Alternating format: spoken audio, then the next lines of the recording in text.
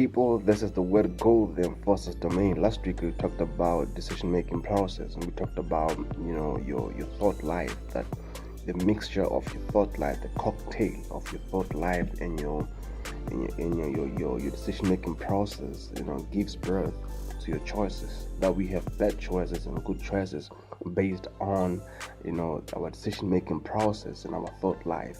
And it's very, very fundamental for you to make those decisions, to be aware of the decision you are making, not to being reflex about it, just waking up in the morning and just taking any decision you want.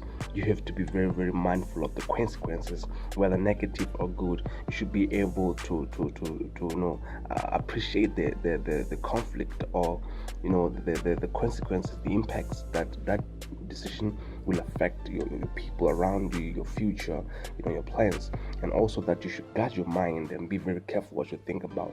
This week we're talking about being purposeful and being very intentional about our actions. Yes, like we already said, today we're talking about being purposeful and being intentional. The most confusing, the most frustrating, the most touching, and the most tiring to the soul and the mind is not knowing your purpose. That's very disturbing, because you end up doing everything. And most of the time, when we don't know our purpose, what we do is we start making money. There's nothing wrong with making money. We need money. You gotta get your money straight. But you can make money in the midst of unknown purpose, and that will self-destruct, because the heart only settles. The heart is fulfilled when you know your purpose. You can be in the midst of billions with unfulfilled heart. Have you seen people who are billions but they're still involved in rape cases? They're involved in corruption, involved in a lot of issues. That could be greedy, but in the most time is because they're not fulfilled. Because when you're not fulfilled, you're not in line with your purpose. That's very true. Because a teacher, have you ever seen teachers who are still at primary school, and they're so joyous, they're so filled with love, but they're still at primary school, teaching at primary school. They've taught ministers who are now, ministers, they're presidents, but they're still fulfilled because they're doing what they're built to do. So you gotta find your purpose and really know who you are, because outside purpose, abuse, it's inevitable. If you don't know the use of a toothbrush, you start using your toothbrush to brush your shoes. Have you seen people who wash or brush their shoes with toothbrush? Okay, let's not get to that, but I know a couple of people. So it's very important to know your purpose, to avoid abuse, to avoid strife and disturbing to your mind. That's the most dreadful thing that could ever happen to anyone, to not know who you are, to not know why you are on this earth. So it's very important to understand that. But now we're talking about being purposeful from day to day. When you're purposeful, you're talking about having a meaning.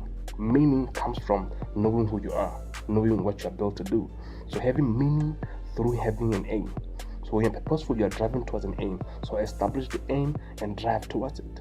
So if you're driving from here to Francistown and your mind is like, okay, we'll reach there, you don't know who you're going. So you should be mindful that we're going to this place and to take us this much time to reach there. So it's very important for you to know an aim, to have an aim. When you have an aim, when your goals, you're purposeful. Your day-to-day steps are guided by that aim.